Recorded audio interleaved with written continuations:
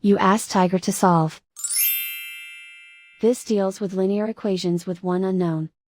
The final result is x equals -3/8. Let's solve it step by step.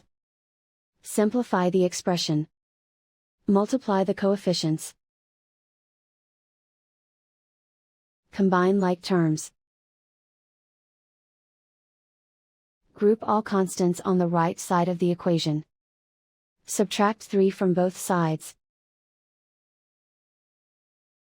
Simplify the arithmetic.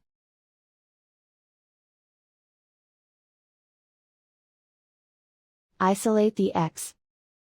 Divide both sides by 8. Simplify the fraction. And so the final result is x equals -3/8.